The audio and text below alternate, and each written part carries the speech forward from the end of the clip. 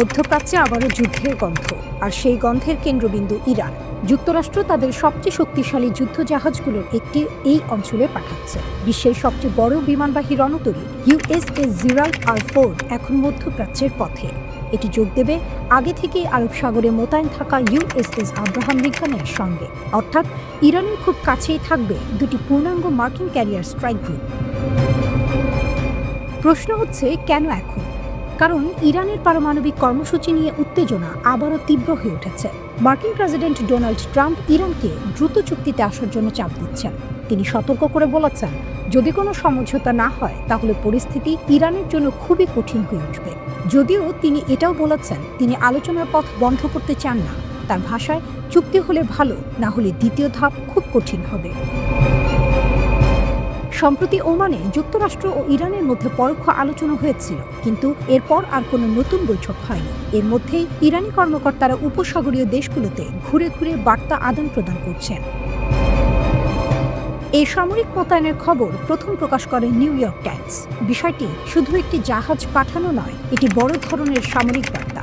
কারণ জেরাল্ড আর ফোর্ডকে গত অক্টোবরেই ক্যারিবীয় অঞ্চলে পাঠানো হয়েছিল, যেখানে ভেনেজুয়েলার নেতা নিকোলাস মাদুরোকে আটক করার অভিযানে এটি ব্যবহৃত হয়। সেখান থেকে এত দ্রুত মধ্যপ্রাচ্যে পাঠানো স্পষ্ট ইঙ্গিত ওয়াশিংটন পরিস্থিতিকে খুব গুরুত্ব দিচ্ছে।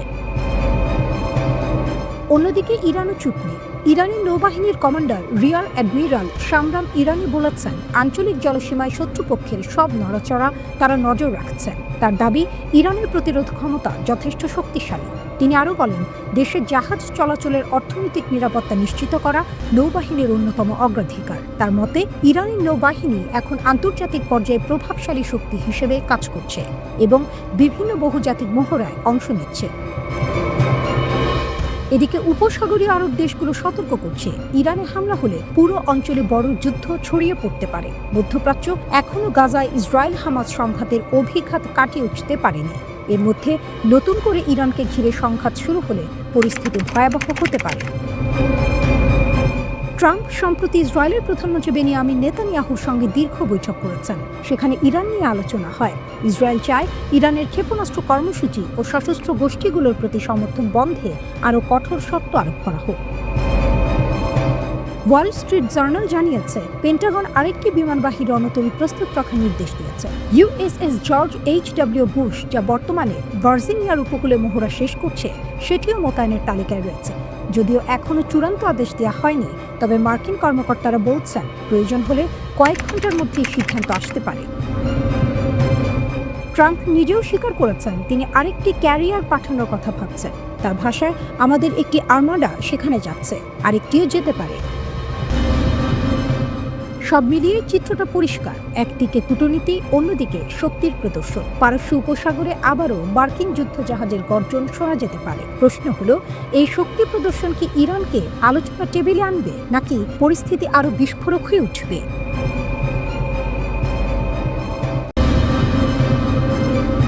ওমানের আলোচনার আগে কি সত্যি ডোনাল্ড ট্রাম্প ইরানে হামলার প্রস্তুতি নিয়েছিলেন? ইরানের এক আইন প্রণেতার দাবি, হ্যাঁ। তিনি বলেন, ওমান বৈঠকের আগে ট্রাম্প একটি গোপন বার্তা পাঠিয়েছিলেন। একটি মধ্যস্থতাকারী দেশের মাধ্যমে নাকি জানানো হয়, ইরানের ভেতরে দুটি নির্দিষ্ট স্থানে হামলার পরিকল্পনা আছে। লক্ষ্য ছিল পরিষ্কার, চাপ তৈরি করা। কিন্তু ইরানের জবাব আরও কঠোর।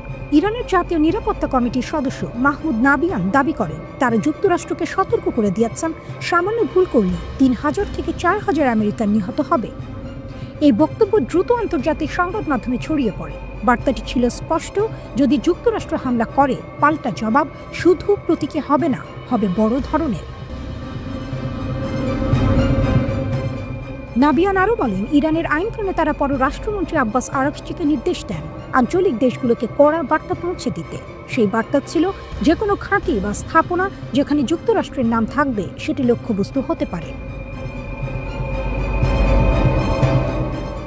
৭ ফেব্রুয়ারি আরাগচি নিজেও প্রকাশ্যে সতর্কবার্তা দেন। তিনি বলেন, যুক্তরাষ্ট্র যদি ইরানে হামলা চালায়, তবে ইরান মধ্যপ্রাচ্যে ছড়িয়ে থাকা মার্কিন সামরিক ঘাঁটিগুলোতে আঘাত হানবে। তিনি স্পষ্ট করেন, আমাদের যুক্তরাষ্ট্রের মূল ভূখণ্ডে আঘাত করার সক্ষমতা নেই, কিন্তু অঞ্চলে তাদের যেসব ঘাঁটি রয়েছে সেগুলো আমাদের নাগালের মধ্যেই। এখানেই প্রশ্ন, তাহলে কি পুরো অঞ্চল যুদ্ধে জড়িয়ে পড়বে? আরাকচির ভাষায়, যদি যুক্তরাষ্ট্র আক্রমণ করে সেটি আঞ্চলিক যুদ্ধে পরিণত হবে। তার অভিযোগ, আগের দফার আলোচনায় যুক্তরাষ্ট্র এই বিশ্বাস ভেঙেছে। তিনি বলেন, আলোচনার মাঝখানে প্রথম বোমা ছোড়া হয়েছিল আমাদের দিকে। কূটনীতিকে বিশ্বাসঘাতকতা করেছে আমেরিকা। এবারের আলোচনায় তাই অবিশ্বাস গভীর। তবুও 6 ফেব্রুয়ারি ওমানে পরোক্ষ পারমাণবিক আলোচনা হয়েছে। ওমান ছিল মধ্যস্থতাকারী। আরাকচি জানান, আলোচনা শুধু পারমাণবিক ইস্যু নিয়েই হয়েছে। ক্ষেপণাস্ত্র কর্মসূচি বা প্রতিরক্ষা ইস্যু আলোচনার টেবিলে ছিল না। তিনি জোর দিয়ে বলেন, শূন্য মাত্রা ইউরেনিয়াম সমৃদ্ধকরণ এটি আলোচনার বাইরে। সমৃদ্ধকরণ আমাদের অধিকার। বোমা মেরে প্রযুক্তি ধ্বংস করা যায় না। অর্থাৎ ইরান তাদের পারমাণবিক সমৃদ্ধকরণ বন্ধ করবে না, তবে আস্থা তৈরির জন্য কিছু চুক্তিতে তারা রাজি হতে পারে। এদিকে সামরিক দিক থেকে উত্তেজনা কম নয়। মার্কিন সেন্টকম একসময় সতর্ক করেছিল, ইরানের কাছে 3000-এর বেশি ক্ষেপণাস্ত্র রয়েছে। এমনকি সাম্প্রতিক ইসরায়েলি হামলার পরও ইরানের হাতে নাকি প্রায় 1500 ক্ষেপণাস্ত্র রয়ে গেছে। প্রশ্ন উঠছে, ইউএসএস আব্রাহাম লিঙ্কন যুদ্ধজাহাজ বা B-2 বোমারু বিমান পাঠিয়েও কি ইরানকে দমিয়ে রাখা যায়নি? ইরানের বার্তা বলছে না।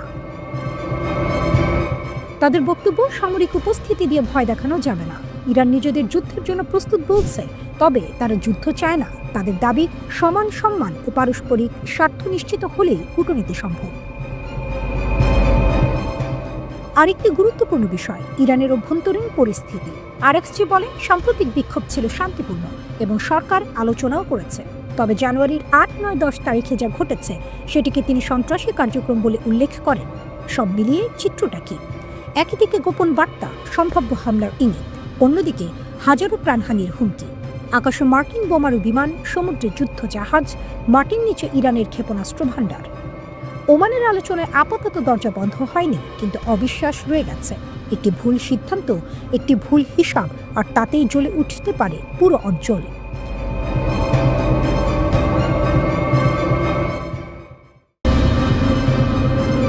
মধ্যপ্রাচ্যের আকাশে এখন বারুদের গন্ধ আর কূটনীতির ধোঁয়া দুই সমান্তরালে উঠছে। একদিকে ডোনাল্ড ট্রাম্প, যিনি গদিতে ফিরেই বেশ একটা হম্বিতম্বি শুরু করেছেন। তার স্টাইলটা বরাবরই একটু আলাদা। তিনি এক হাতে যুদ্ধের দামামা বাজান, অন্য হাতে আলোচনার টেবিলে বসার দাওয়াত দেন, যাকে বলে গানবোট ডিপ্লোম্যাসি, মানে কামান দাগার প্রস্তুতি নিয়ে চা পানের আমন্ত্রণ। ঘটনাটা একটু গুছিয়ে বলা যাক। ট্রাম্প এবার ওমানকে বেছে নিয়েছেন আলোচনার জন্য। আগে কথা হওয়ার কথা ছিল তুরস্কে, কিন্তু ইরানের দাবি ভেন্যু বদলাতে হবে। ট্রাম্পও হুট করে রাজি হয়ে গেলেন, ঠিক যেন দুই জেদি মানুষের মান অভিমানের পালা। একজন বলছে ওখানে যাব না, অন্যজন বলছে আচ্ছা বাবা, তবে এখানেই এসো। তবে মাঝখান থেকে বাদ সেধেছে ইরান। তারা বলছে কোনো বিদেশি মধ্যস্থতাকারী থাকবে না, তারা একা একা কথা বলবে। সবচেয়ে মজার ব্যাপার হলো, ট্রাম্পের বিশেষ দূত স্টিভ উইটকফ আর ইরানের পররাষ্ট্রমন্ত্রী আব্বাস আরাকচির এই বৈঠকটা হতে যাচ্ছে এক চরম উত্তেজনার মাঝে। গত জুনের সেই 12 দিনের যুদ্ধ আর মিডনাইট হ্যামার অপারেশনের ক্ষত এখনও শুকায়নি। ইসরায়েল ইরানের নিউক্লিয়ার সাইটে হামলা করেছিল, যার রেশ এখনও বাতাসে ভাসছে। ট্রাম্প ওভাল অফিসে বসে সাংবাদিকদের বললেন, আমরা ওদের সাথে কথা বলছি, ওরা একটা কিছু করতে চায়। গতবার সুযোগ ছিল, কিন্তু ওরা শোনেনি, তাই আমাদের মিডনাইট হ্যামার চালাতে হয়েছিল। আমার মনে হয় না ওরা আবার সেটা দেখতে চায়। এই হ্যামার বা হাতুড়ির ভয় দেখিয়ে কি কাজ হবে? ইরান কিন্তু বেশ শক্ত ধাঁচে। ইরানের উপর ট্রাম্পের 3 শর্ত: ইউরেনিয়াম সমৃদ্ধকরণ শূন্যে নামাতে হবে, ব্যালিস্টিক মিসাইল বন্ধ করতে হবে, আর আঞ্চলিক লড়াইয়ে নাক গলানো চলবে না। ইরান বলছে এসব আমাদের সার্বভৌমত্বের উপর আঘাত। তবে ভেতরের খবর হলো, ইরান নাকি ইউরেনিয়াম নিয়ে কিছুটা নমনীয় হতে পারে, কিন্তু মিসাইল ছাড়তে নারাজ। যুক্তরাষ্ট্রের সংবাদ মাধ্যম এক্সের সংবাদদাতা বারাক রবিট বৈঠকের সম্ভাবনার কথা জানিয়ে সামাজিক যোগাযোগ মাধ্যম এক্সে পোস্ট দিয়েছেন। তার তথ্য অনুযায়ী ওমানি আলোচনায় আরব ও মুসলিম দেশগুলো যোগ দেবে কিনা তা নিয়ে আলোচনা এখনও চলছে। ট্রাম্প সতর্ক করে দিয়েছেন, কোনো চুক্তিতে না পৌঁছালে খারাপ কিছু ঘটতে পারে, যার ফলে ইসলামী প্রজাতন্ত্রের ওপর চাপ বৃদ্ধি পেয়েছে, যার ফলে বিমান হামলার পারস্পরিক হুমকির সৃষ্টি হয়েছে এবং বৃহত্তর যুদ্ধে পরিণত হওয়ার আশঙ্কা তৈরি হয়েছে।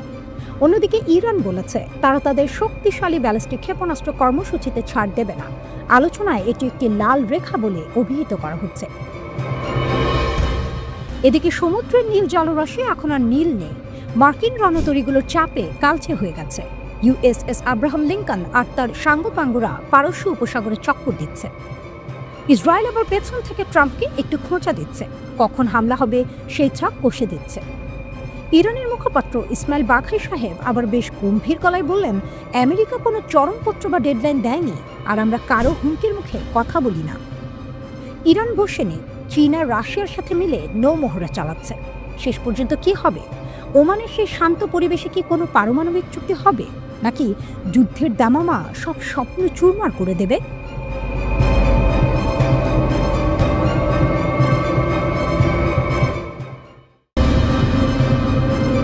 মধ্যপ্রাচ্যে আবার কি যুদ্ধের ছায়া ঘনাচ্ছে?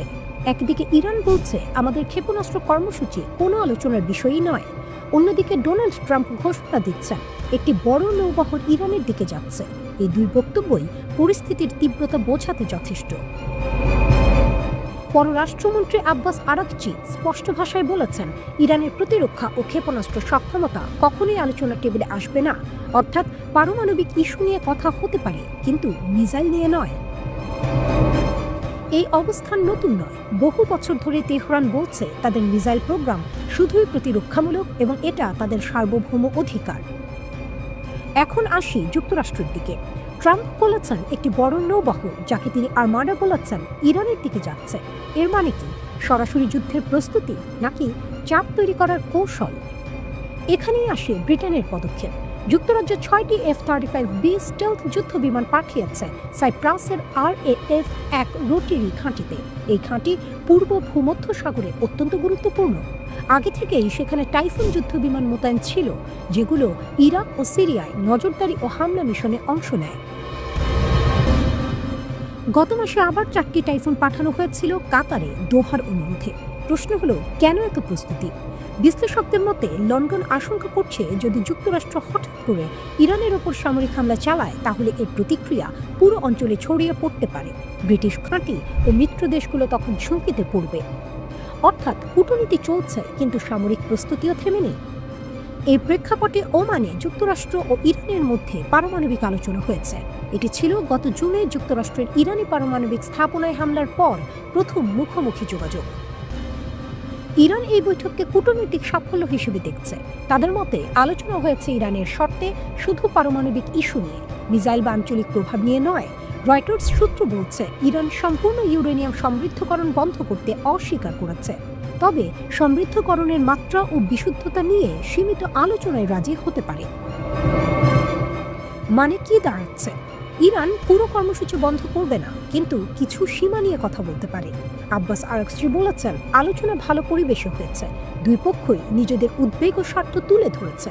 তবে তিনি এটাও বলেছেন, গভীর অবিশ্বাস এখনো বড় বাধা। পরবর্তী সিদ্ধান্ত নেওয়ার আগে নিজ নিজ রাজধানীর সঙ্গে পরামর্শ করতে হবে। এখন বড় প্রশ্ন, যুদ্ধ কি খুব কাছাকাছি? বাস্তবতা হলো দুই পক্ষই জানে পূর্ণাঙ্গ যুদ্ধ হলে ক্ষতি ভয়াবহ হবে। শুধু ইরান বা যুক্তরাষ্ট্র নয়, পুরো মধ্যপ্রাচ্য জড়িয়ে পড়বে। তেলের বাজার কেঁপে উঠবে, ইউরোপ ও এশিয়া প্রভাবিত হবে। তাই আমরা এই অদ্ভুত দ্বৈত চিত্র দেখছি। একদিকে যুদ্ধ বিমান মোতায়েন, নৌবহর এগোচ্ছে, ঘাঁটি প্রস্তুত। অন্যদিকে কূটনৈতিক টেবিলে আলোচনা, সীমা নির্ধারণের চেষ্টা। এটা এক ধরনের চাপের কূটনীতি, শক্তি দেখিয়ে কথা বলা। সবচেয়ে গুরুত্বপূর্ণ বিষয় হলো দুই পক্ষের মধ্যে বিশ্বাসের ঘাটতি। ইরান মনে করে যুক্তরাষ্ট্র যে কোনো সময় অবস্থান বদলাতে পারে। যুক্তরাষ্ট্র মনে করে ইরান সময় নিচ্ছে এবং চাপ এড়াতে কৌশল করছে।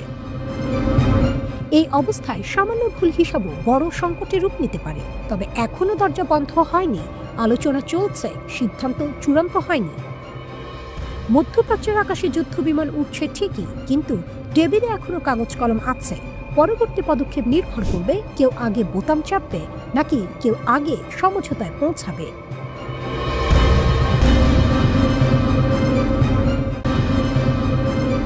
আমেরিকা, ইসরায়েল আর ইরানের মধ্যে কথা কথার যুদ্ধ যা ক্রমশ তীব্র হয়ে উঠছে। ডোনাল্ড ট্রাম্প আর ইসরায়েলের প্রধানমন্ত্রী বেনিয়ামিন নেতানিয়াহুর ফ্লোরিডায় মিটিংয়ের পর এই উত্তেজনা চরমে পৌঁছেছে। ট্রাম্প সরাসরি হুমকি দিয়েছেন আর ইরান থেকে এসেছে কঠিন জবাব। একটি বাক্যযুদ্ধে পরিস্থিতি ক্রমশ তীব্র এবং জোরালো হয়ে উঠছে। ডোনাল্ড ট্রাম্পের একটি হুমকি আর ইরানের দৃঢ় প্রতিক্রিয়া। মিসাইল, পারমাণবিক অস্ত্র এবং লাল রেখা আবারও আলোচনার কেন্দ্রবিন্দুতে এসেছে, যখন ওয়াশিংটন শক্তি প্রয়োগের ইঙ্গিত দিচ্ছে আর ইরান সতর্ক করেছে যে এর ফলাফলের প্রভাব ভুলে যাওয়া যাবে না। প্রথমে ট্রাম্পের কথা। নেতানিয়াহুর পাশে দাঁড়িয়ে তিনি বলেছেন, আমি আশা করি ইরান আবার নিউক্লিয়ার বা মিসাইল প্রোগ্রাম বাড়ানোর চেষ্টা করছে না। যদি করে তাহলে আমরা খুব তাড়াতাড়ি সেই বিল্ড আপ ধ্বংস করে দেব। তিনি আরও বলেছেন যে আগের স্ট্রাইকের চেয়ে পরেরটা আরও শক্তিশালী হতে পারে। এমনকি B-2 বিমানের 37 ঘন্টার ফ্লাইটের ফুয়েল নষ্ট করতে চান না। এটা প্রথমবার যে ট্রাম্প সরাসরি ইরানের কনভেনশনাল মিসাইল প্রোগ্রামকেও টার্গেট করেছেন, যা ইরান তাদের প্রতিরক্ষার মূল অস্ত্র বলে মনে করে। ইরানের জবাব এসেছে তাৎক্ষণিক এবং কঠোর। প্রেসিডেন্ট মাসুদ পেজেশকিয়ান সোশ্যাল মিডিয়ায় লিখেছেন, যদি নতুন কোনো আগ্রাসন হয় তাহলে জবাব হবে এতটাই কঠিন যে আগ্রাসীদের পস্তাতে হবে, আর সে পস্তানো ভুলতে পারবে না। সুপ্রিম লিডার খামেনির উপদেষ্টা আলী শামখানি বলেছেন, ইরানের মিসাইল ক্ষমতা কারো অনুমতির অপেক্ষায় নেই। কোনো ভুল হিসাব করলে জবাব হবে কল্পনার বাইরে। ইরান বারবার বলছে তাদের নিউক্লিয়ার প্রোগ্রাম শান্তিপূর্ণ। IAEA এর ইন্সপেকশন হয়েছে, অস্ত্র বানানোর কোনো প্রমাণ নেই। মিসাইলও শুধু প্রতিরক্ষার জন্য। চারপাশে আমেরিকান বেজ আর শত্রু দেশ থাকলে এটা তাদের ঢাল।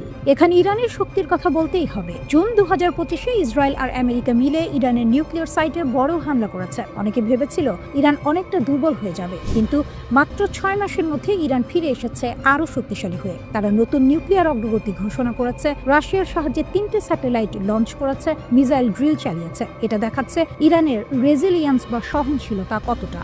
স্যাংশন, যুদ্ধ, চাপের মধ্যেও তারা পিছু হচ্ছে না। এই আত্মবিশ্বাসী তাদের শক্তি। রাশিয়া এর মধ্যে শান্তির আহ্বান জানিয়েছে। ক্রেমলিন বলছে সংযম রাখতে হবে, ডায়ালগ দরকার, এসকেলেশন কারো জন্য ভালো না। কিন্তু ট্রাম্প আর নেতানিয়াহু যেভাবে কথা বলছেন তাতে মনে হচ্ছে তারা ফোর্স দেখাতে প্রস্তুত। ইরানও বলছে তারা চুপ করে থাকবে না। এটা ডিপ্লোম্যাসি নয়, এটা ডিটারেন্সের খেলা, কে কতটা শক্তিশালী তা দেখানো। এই উত্তেজনা খুবই বিপজ্জনক। একটা ভুল হিসাব হলেই কথার যুদ্ধ সত্যিকারের যুদ্ধে রূপ নিতে পারে। মধ্যপ্রাচ্যে আবার আগুন জ্বললে তার প্রভাব পুরো বিশ্বে পড়বে। ইরানের এই দৃঢ়তা দেখাচ্ছে তারা প্রস্তুত। মস্কো সংযমের আহ্বান জানিয়েছে। ক্রেমলিন সংলাপের জন্য আহ্বান জানিয়েছে এবং সতর্ক করেছে যে কোনো পদক্ষেপ যা অঞ্চলকে বিস্তৃত সংঘর্ষের দিকে ঠেলে দিতে পারে তা গ্রহণযোগ্য নয়। রাশিয়া জোর দিয়েছে যে উত্তেজনা কারোর উপকারে আসবে না।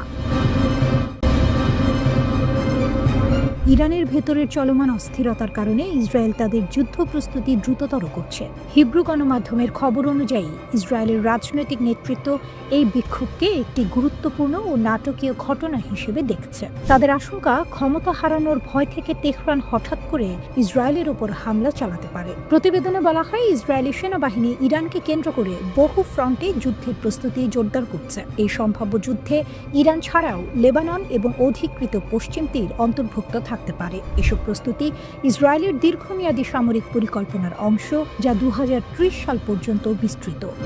একজন সিনিয়র ইসরায়েলি কর্মকর্তা চ্যানেল 12-কে বলেন, ইসরায়েল ইরানের বিক্ষোভ নিয়ে প্রকাশ্যে কোনো মন্তব্য করছে না, তবে রাজনৈতিক নেতৃত্ব বিষয়টিকে নাটকীয় ঘটনা হিসেবে দেখছে। প্রতিবেদন অনুযায়ী যুক্তরাষ্ট্র সফরের সময় ইসরায়েলের প্রধানমন্ত্রী বেনিয়ামিন নেতানিয়াহু ইরানের বিক্ষোভ নিয়ে বিভিন্ন আলোচনা ও পরামর্শ করেছেন। IDF যে যুদ্ধ পরিকল্পনা তৈরি করছে তাতে একটি আশঙ্কাকে গুরুত্ব দেওয়া হচ্ছে। ইরানের শাসক গোষ্ঠী নিজেদের ক্ষমতা রক্ষা করতে ইসরায়েলের উপর হঠাৎ হামলার সিদ্ধান্ত নিতে পারে, যাতে দেশের ভেতরের আন্দোলন দমন করা যায়। প্রতিবেদনে আরও বলা হয়েছে, ইরান ও তাদের আঞ্চলিক সশস্ত্র গোষ্ঠীগুলোর সঙ্গে একটি বড় ধরনের সারপ্রাইজ যুদ্ধ হলে সেখানে প্রথমবারের মতো মহাকাশ থেকে এবং মহাকাশে ইসরায়েলি হামলার সম্ভাবনাও থাকতে পারে।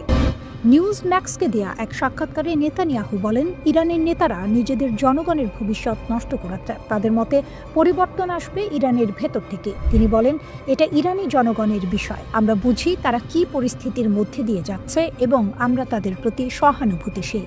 এরই মধ্যে ইরানের সর্বোচ্চ নেতা আয়াতুল্লাহ আলী খামেনির উপদেষ্টা আলী সামখানি এই সপ্তাহে নেতানিয়াহু ও যুক্তরাষ্ট্রের প্রেসিডেন্ট ডোনাল্ড ট্রাম্পের বৈঠকের পর একটি সম্ভাব্য হামলার ইঙ্গিত দেন। তিনি সামাজিক যোগাযোগ মাধ্যম এক্সে হিব্রু ভাষায় লেখেন, ইরানের প্রতিরক্ষা নীতিতে কিছু প্রতিক্রিয়া হুমকি বাস্তবায়নের আগেই নির্ধারিত থাকে। তিনি আরও লেখেন, ইরানের ক্ষেপণাস্ত্র ও প্রতিরক্ষা সক্ষমতা নিয়ন্ত্রণের বাইরে এবং কোনো অনুমতির প্রয়োজন হয় না। যে কোনো আগ্রাসনের জবাব হবে কঠোর, তাৎক্ষণিক এবং অপ্রত্যাশিত। এই মন্তব্য আসে এমন এক সময় যখন ট্রাম্প বলেছিলেন, ইরান যদি জুন মাসে হামলা হওয়া পারমাণবিক স্থাপনাগুলো পুনর্গঠনের চেষ্টা করে তাহলে যুক্তরাষ্ট্র কঠোরভাবে জবাব দেবে। তবে তুরস্ক শেষ পর্যন্ত ইসরায়েলের সঙ্গে সরাসরি সংঘাতে না গিয়ে তাকে নিয়ন্ত্রণ বা ব্যবস্থাপনার পথ বেছে নিতে পারে। সৌদি আরব ও সংযুক্ত আরব আমিরাতের মধ্যকার উত্তেজনাও কমে যেতে পারে, আর ইয়েমেনের ভেতরের পরিস্থিতি নতুনভাবে আঞ্চলিক হিসাব নিকাশ বদলে দিতে পারে। ইরান যুক্তরাষ্ট্রের প্রেসিডেন্ট ডোনাল্ড ট্রাম্পের কড়া বক্তব্যের জবাব দিয়েছে। ট্রাম্প ট্রুথ সোশ্যালে পোস্ট দেন, তারপরই ইসলামী বিপ্লবের নেতা আয়াতুল্লাহ আলী খামেনির এক জ্যেষ্ঠ উপদেষ্টা পাল্টা প্রতিক্রিয়া জানান। তিনি স্পষ্ট করে দেন, ইরানের নিরাপত্তা নিয়ে কোনো আপোষ করা হবে না। রিয়ার অ্যাডমিরাল আলী শামখানি সতর্ক করে বলেন, মিথ্যা অজুহাতে যদি কোনো বিদেশি শক্তি ইরানের দিকে হাত বাড়ায় তবে সেই হাত দেশটিতে পৌঁছানোর আগেই কেটে ফেলা হবে। তিনি বলেন, এমন জবাব দেওয়া হবে যার জন্য দীর্ঘদিন অনুশোচনা করতে হবে। দিয়া এক তীব্র বার্তায় শামখানি বলেন, আমেরিকার তথাকথিত উদ্ধার কাকে বলে তা ইরানি জনগণ খুব ভালো করেই জানে। ইরাক ধ্বংস, আফগানিস্তানে বিশৃঙ্খলা আর এখন গাজায় রক্তপাত, তার ভাষায় এটিই আমেরিকার হস্তক্ষেপের প্রকৃত ইতিহাস। এদিকে ট্রাম্পের মন্তব্যের সরাসরি জবাব দিয়েছেন ইরানের প্রতিরক্ষামন্ত্রী আজিজ নাসিরজাদে। তিনি স্পষ্টভাবে বলেন, কোনো বিদেশি হস্তক্ষেপ হলে ইরান এক মুহূর্ত দেরি না করে পূর্ণ শক্তিতে জবাব দেবে। বার্তাটি পরিষ্কার, হুমকি দিয়ে ইরানকে ভয় দেখানো যাবে না। সীমা লঙ্ঘন করলে তার ফল ভোগ করতে হবে। জীবনযাত্রার ব্যয় বৃদ্ধির প্রতিবাদে বিক্ষোভ আরও ভয়াবহ রূপ নেয়। ইরানের ভেতরে এবং বাইরে উত্তেজনা বাড়ছে। এই পরিস্থিতিতে ডোনাল্ড ট্রাম্প ইরানকে কঠোর হুঁশিয়ারি দিয়েছেন। ট্রুথ সোশ্যালে দেয়া এক বার্তায় তিনি বলেন, যুক্তরাষ্ট্র লকড অ্যান্ড লোডেড অবস্থায় আছে এবং বিক্ষোভকারীদের হত্যা করা হলে হস্তক্ষেপ করবে। ট্রাম্প লেখেন, ইরান যদি শান্তিপূর্ণ বিক্ষোভকারীদের গুলি করে হত্যা করে তবে যুক্তরাষ্ট্র তাদের রক্ষা করতে এগিয়ে আসবে। বিক্ষোভের পরিস্থিতির দিকে ইঙ্গিত করে ট্রাম্প তার পোস্টে লেখেন, শান্তিপূর্ণ বিক্ষোভকারীদের ওপর গুলি চালানো এবং তাদের হত্যা করা ইরানের পুরানো অভ্যাস। যদি তারা আরও এমনটি করে তবে যুক্তরাষ্ট্র তাদের উদ্ধারে এগিয়ে আসবে। আমরা পুরোপুরি প্রস্তুত এবং যে কোনো পদক্ষেপ নিতে তৈরি আছি। ইরান থেকে আসা নতুন ভিডিওগুলো দেখাচ্ছে দেশটি ভয়ঙ্কর উত্তেজনার মধ্যে রয়েছে এবং আন্দোলন আরও বিপজ্জনক পর্যায়ে ঢুকছে। রাতের অন্ধকারে রাস্তায় জ্বলছে আগুন। 5 দশকের মধ্যে প্রথমবার রাজতন্ত্রপন্থী স্লোগান খোলাখুলিভাবে রাস্তায় শোনা যাচ্ছে, যা সরাসরি ধর্মীয় শাসন ও সর্বোচ্চ নেতার চ্যালেঞ্জ। এক ইসরায়েলি মন্ত্রী লেখেন, আমি ইরানের জনগণের পাশে আছি। এক মার্কিন সিনেটর বলেন, শাসক গোষ্ঠীর দুর্বলতা প্রকাশ হয়ে গেছে এবং আয়াতুল্লাহদের দিন ফুরিয়ে আসছে। তবে ইরান সরকার দাবি করছে তাদের দেশকে দুর্বল করার জন্য বিদেশি শক্তি চক্রান্ত করছে, আর তাই ইরানের নেতৃত্ব দাঁড়িয়েছে লোহার মতো শক্ত হয়ে। যেখানে অনেক দেশ চাপে মাথা নত করে, সেখানে ইরান দাঁড়িয়ে বলছে, আমরা ভয় পাই না। আমাদের জনগণ জানে এই প্রতিবাদের পেছনে বিদেশি ষড়যন্ত্র আছে। আমেরিকা, ইসরায়েল চায় ইরানকে অস্থির করতে। দীর্ঘদিনের পশ্চিমা নিষেধাজ্ঞা এবং গত বছরের জুন মাসে ইসরায়েল ও যুক্তরাষ্ট্রের বিমান হামলায় পারমাণবিক ও সামরিক অবকাঠামো ক্ষতিগ্রস্ত হওয়ায় ইরানের অর্থনীতি বর্তমানে একরকম খাদের কিনারে পৌঁছেছে। এই পরিস্থিতিতে বিক্ষোভ দমনে কঠোর অবস্থানের পাশাপাশি আলোচনার প্রস্তাব দিয়েছে তেহরান সরকার। পুতিন তৎপর হয়ে উঠেছেন যখন ট্রাম্প খামেনিকে সরাসরি হুমকি দিয়েছেন। সম্ভাব্য ইরান ইসরায়েল যুদ্ধের আগে চীন ও রাশিয়া বড় ধরনের পদক্ষেপ নিয়েছে। বেলারুশের যুদ্ধ বিমান ইরানে পৌঁছেছে। রাশিয়ার সাহায্য এসেছে যখন ইরান সরকার বিরোধী বিক্ষোভ এবং সাইবার আক্রমণের মোকাবিলা করছে। 2 দিনে অন্তত 4টি আলিয়াসিন 76 মিলিটারি কার্গো বিমান তেহরানে অবতরণ করেছে। বিমানগুলো বেলারুশের দিকে যাচ্ছিল। ডিফেন্স আউটলেট মিলিটানি এটা দাবি করেছে। তারা উন্মুক্ত সূত্রের তথ্য এবং public air traffic tracking data ব্যবহার করেছে। মিলিটানি উল্লেখ করেছে বিমানগুলো বেলারুশ এবং ইরানের মধ্যে রুট ভ্রমণ করছিল, সরাসরি ফ্লাইট নয়, মধ্যবর্তী বা প্রযুক্তিগত স্টপ ব্যবহার করছিল। মিলিটানি আরও বলেছে এটি এলিয়াসিন বিমান রাশিয়ান ও চীনা উৎসের মিলিটারি কার্গো বহন করছিল। এটি ইরান ও বেলারুশকে সরবরাহ দেওয়ার জটিল চেইন নির্দেশ করে। এলিয়াসিন পরিবহন বিমান ভারী মিলিটারি যন্ত্রপাতি, বড় পরিমাণ গোলা বারুদ এবং বড় উপাদান দীর্ঘ দূরত্বে বহনের জন্য ডিজাইন করা হয়েছে। এই ফ্লাইটের খবর এসেছে ঠিক একই দিনে যখন মার্কিন প্রেসিডেন্ট ডোনাল্ড ট্রাম্প সম্ভাব্য সামরিক পদক্ষেপের হুমকি দিয়েছেন। ট্রাম্প সতর্ক করেছেন যে ইরানি কর্তৃপক্ষ যদি শান্তিপ্রিয় বিক্ষোভকারীদের সহিংসভাবে হত্যা করে যুক্তরাষ্ট্র হস্তক্ষেপ করবে। তিনি ঘোষণা করেছেন যুক্তরাষ্ট্র লকড এবং লোডেড এবং প্রস্তুত আছে। যদি ইরান বিক্ষোভ দমন করতে কঠোর ব্যবস্থা নেয় যুক্তরাষ্ট্র তখন ব্যবস্থা নেবে। ইরান বড় ধরনের ধরনের বিক্ষোভের মুখোমুখি। এই বিক্ষোভ একাধিক শহর এবং অঞ্চলে ছড়িয়ে পড়েছে। ইরানি মিডিয়া এবং মানবাধিকার সংস্থাগুলো নতুন মৃত্যুর খবর জানিয়েছে। অস্থিরতা মূলত সরকারের তীব্র মুদ্রা পতন এবং মৌলিক পণ্যের দাম বৃদ্ধির কারণে শুরু হয়েছে। ব্যবসায়ী, দোকানদার এবং বিশ্ববিদ্যালয়ের শিক্ষার্থীরা বিক্ষোভে যোগ দিয়েছে। সাইবার হামলা ইরানকে দোলাচলে ফেলাচ্ছে। 1 জানুয়ারি ইরানের সরকার ঘোষণা করেছে এটি বিশ্বের অন্যতম বৃহত্তম সাইবার হামলা প্রতিহত করেছে। টেলিকমিউনিকেশন মন্ত্রী বলেছেন, হামলা ইরানের যোগাযোগ পরিকাঠামোকে লক্ষ্য করেছিল। রাষ্ট্রীয় সংবাদ মাধ্যম প্রেস টিভি এটি সম্প্রচার করেছে। কর্তৃপক্ষ জানিয়েছে, আক্রমণ বিশ্বব্যাপী 1,20,000-এর বেশি উৎস থেকে চালানো হয়েছিল। তারা বলেছে এটি বিশ্বের 12টি বড় সাইবার আক্রমণের মধ্যে স্থান পেয়েছে। ইরানি কর্তৃপক্ষ জানিয়েছে, 28 ডিসেম্বরের হামলা দেশীয় সাইবার প্রতিরক্ষা সরঞ্জাম এবং আন্তর্জাতিক অংশীদারদের সহযোগিতায় প্রতিহত করা হয়েছে। এই সাইবার আক্রমণ ঘটে এমন সময় যখন ইসরায়েলের সাথে ইরানের ব্যালিস্টিক ক্ষেপণাস্ত্র প্রোগ্রাম নিয়ে নতুন সংঘাতের আশঙ্কা বাড়ছে। রিপোর্ট অনুযায়ী ইসরায়েলের প্রধানমন্ত্রী সম্প্রতি মার্কিন প্রেসিডেন্টের সঙ্গে বৈঠক করেছেন। তিনি সম্ভাব্য ইরানি লক্ষ্যবস্তুতে হামলার পুরনো পরিকল্পনা উপস্থাপন করেছেন। ওই ব্রিফিংয়ের পর ট্রাম্প বললেন, ইরান যদি পুনর্নির্মাণ বা ক্ষেপণাস্ত্র ক্ষমতা বাড়ায়, যুক্তরাষ্ট্র পুনরায় আঘাতের সম্ভাবনা উড়িয়ে দেয়নি। তেহরান ট্রাম্প ও নেতানিয়াহুকে সতর্ক করেছে, নতুন কোনো হামলা হলে কঠোর প্রতিক্রিয়া জানানো হবে। এটি দ্রুত উত্তেজনা বৃদ্ধির ঝুঁকি নির্দেশ করে। ইরান জুড়ে অশান্তির আগুন এখন ছড়িয়ে পড়েছে। রাস্তায় হাজার হাজার মানুষ নেমে এসেছে। অর্থনীতি ডুবে যাচ্ছে, আর দেশের ধর্মীয় শাসক গোষ্ঠী এমন সময় স্থিতিশীলতা ফিরিয়ে আনতে পারছে না। বিদেশি চাপ ক্রমেই বাড়ছে। ডিসেম্বরে তেহরানে শুরু হওয়া ছোটখাটো ক্ষোভ এখন পুরো দেশের 31 প্রদেশে ছড়িয়ে পড়েছে। শুরু হয়েছিল রিয়ালের দরপতন নিয়ে ক্ষোভ থেকে। গ্র্যান্ড বাজারের ব্যবসায়ীরা হঠাৎ ক্ষুব্ধ হয়ে রাস্তায় নেমেছিলেন। ধীরে ধীরে তরুণেরা এই বিক্ষোভে যোগ দিয়েছে। তবে মাসা আমিনের সময়ে যেসব নারী ও কিশোর আন্দোলনের মুখপাত্র ছিলেন, এই বিক্ষোভে তারা তুলনামূলকভাবে কম দেখা যাচ্ছে। নতুন অস্থিরতা শুরু হওয়ার পর human rights activist news agency জানাচ্ছে, অন্তত 34 বিক্ষোভকারী ও 4 নিরাপত্তা কর্মকর্তা নিহত হয়েছে। 2200 জনকে গ্রেপ্তার করা হয়েছে। বিশ্লেষকরা বলছেন, এটি শুধু অর্থনৈতিক ক্ষোভ নয়, এটি বিদ্যমান শাসন ব্যবস্থার প্রতি জনগণের গভীর হতাশার প্রতিফলন। ইরানি কর্তৃপক্ষ বিক্ষোভ দমন করতে দ্বিমুখী কৌশল অবলম্বন করছে। তারা বলছে, অর্থনৈতিক বিক্ষোভ বৈধ এবং সংলাপের মাধ্যমে সমাধান হবে। তবে একই সঙ্গে রাজপথে সহিংস সংঘর্ষে কাঁদানে গ্যাসও ব্যবহার করা হচ্ছে। ধর্মীয় শাসকরা 5 দশক পরও যুব সমাজের প্রত্যাশার সঙ্গে নিজেদের নীতি মিলিয়ে চলতে হিমশিম খাচ্ছেন। রাজপথে তরুণরা শাসক গোষ্ঠীর আদর্শকামী নীতি মেনে চলতে চায় না। পোশাক বিধি থেকে শুরু করে বিদেশ নীতি, যা ইসলামী প্রজাতন্ত্রের মূল স্তম্ভ, তা 30 বছরের কম বয়সীদের কাছে গ্রহণযোগ্য নয়। তরুণরা মুক্তভাবে বাঁচতে চায়। মাসা আমিনি কেন্দ্রিক আন্দোলনের সময় যেসব নারী হিজাব বিধির বিরুদ্ধে সরব হয়েছিল, এবার অনেক নারী জনসম্মুখে হিজাব পরতে অস্বীকৃতি জানাচ্ছেন। চলমান বিক্ষোভে মানুষ আঞ্চলিক সশস্ত্র গোষ্ঠীর প্রতি তেহরানের সমর্থনকে নিন্দা করছে। তারা স্লোগান দিচ্ছে, গাজা নয়, লেবানন নয়, আমার জীবন ইরানের জন্য। এতে দেখা যাচ্ছে দেশের মানুষের আশা ও শাসক গোষ্ঠীর অগ্রাধিকারের মধ্যে দূরত্ব কতটা। ইরানের আঞ্চলিক প্রভাবও কমে গেছে।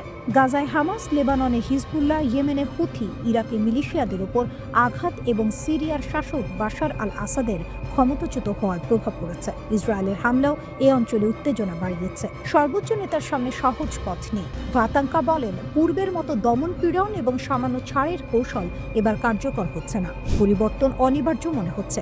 সরকারের পতন হতে পারে, তবে নিশ্চিত নয়। মধ্যপ্রাচ্যের অন্যান্য দেশে দেখা গেছে, দীর্ঘকাল ক্ষমতায় থাকা শাসকরা কেবল তখনই পতিত হয় যখন বিক্ষোভ ও সামরিক হস্তক্ষেপ একত্রে ঘটে। যুক্তরাষ্ট্রের প্রেসিডেন্ট ট্রাম্প বলেছেন, নিরাপত্তা বাহিনী যদি নিরস্ত্র বিক্ষোভকারীদের উপর গুলি চালায়, তিনি সমর্থন জানাবেন। তবে ইরানের সাধারণ মানুষ চায় না বিদেশি হস্তক্ষেপ। তারা চায় শান্তিপূর্ণ জীবন, বন্ধুত্ব এবং স্বাধীনতা। ইরানের সর্বোচ্চ নেতা আয়াতুল্লাহ আলী খামিনি বলছেন, দেশ শত্রুর কাছে আত্মসমর্পণ করবে না। তবে 86 বছর বয়সী এই নেতা এমন একটি সময়ের মুখোমুখি যেখানে তার নীতি, পারমাণবিক ক্ষেপণাস্ত্র এবং বিদেশি প্রভাব সব চ্যালেঞ্জের মুখোমুখি। ইসরায়েলের প্রধানমন্ত্রী বেনিয়ামিন নেতানিয়াহু বলেছেন, ইরানি জনগণ তাদের ভবিষ্যতের নিয়ন্ত্রণ নিজের হাতে নিচ্ছে। এটি একটি সিদ্ধান্তমূলক মুহূর্ত। ইরানের রাস্তায় আগুন জ্বলছে, অর্থনীতি ডুবে যাচ্ছে, আর এখন দেশটির সর্বোচ্চ নেতা খুব বিরল একটি সরাসরি বার্তা দিলেন মার্কিন প্রেসিডেন্টের উদ্দেশ্যে। আয়াতুল্লাহ আলী খামেনি বলেছেন, ডোনাল্ড ট্রাম্পের হাতে ইরানের রক্ত লেপ্টে আছে। তিনি তাকে অহংকার, রক্তপাত এবং হস্তক্ষেপের জন্য দোষারোপ করেছেন। এমনকি বলেছেন, ইতিহাসে দেখেছেন শাসকরা কখনোই তাদের শক্তির শিখরে নিরাপদ থাকে না। ইরানের সব শহরের সাধারণ রাস্তাগুলো এখন যুদ্ধক্ষেত্র। মানুষ বের হচ্ছে, সরকারকে চ্যালেঞ্জ জানাচ্ছে, চলমান মুদ্রার অবমূল্যায়ন, মুদ্রাস্ফীতি এবং বাজার ভেঙে যাওয়ার ক্ষোভ প্রকাশ করছে। চিৎকার, বিক্ষোভ, সংঘর্ষ, ভাঙচুর সবকিছু মিলে গিয়েছে। এই অবস্থার মাঝে খামেনি জাতির উদ্দেশ্যে ভাষণ দিয়েছেন। বার্তাটি ছিল সরাসরি এবং ব্যক্তিগত। তিনি বলেন, কিছু ভিক্ষুক মার্কিন আগ্রহীর রাস্তায় আগুন জ্বালাচ্ছে। তিনি দাবি করেছেন, প্রবাসে থাকা কিছু নেতা এবং বিদেশি প্রভাব এই বিশৃঙ্খলা ছড়াচ্ছে। পাশাপাশি তিনি বিক্ষোভকারীদের সতর্ক করেছেন যে দেশের ক্ষতি করার মাধ্যমে কেউ বিদেশি শক্তিকে খুশি করতে পারবে না। ডোনাল্ড ট্রাম্পও প্রকাশ্যভাবে ইরানকে হুমকি দিয়েছেন। তিনি বলেছেন, যদি নিরস্ত্র নাগরিকদের উপর বল প্রয়োগ করা হয় তবে তেহরান তার মূল্য চুকাতে হবে। তিনি আরও উল্লেখ করেছেন, খামেনি কোথাও পালানোর চেষ্টা করছেন এবং পরিস্থিতি দ্রুত খারাপ হচ্ছে। ওয়াশিংটন ও তেহরানের মধ্যে উত্তেজনা এই মুহূর্তে খুবই তীব্র। ইরানের সংকটের মূল কারণ হল অর্থনীতি। নিষেধাজ্ঞা, প্রশাসনিক ভুল এবং মুদ্রার মূল্যপতন সাধারণ মানুষকে সীমারেখার ধারে ঠেলে দিয়েছে। রিয়াল তীব্রভাবে দুর্বল হয়েছে, সঞ্চয় শেষ হয়ে যাচ্ছে এবং মৌলিক পণ্য ক্রয় করা কঠিন হয়ে যাচ্ছে। অর্থনৈতিক অসন্তোষ এখন রাজনৈতিক কর্তৃত্বের বিরুদ্ধে রূপ নিয়েছে।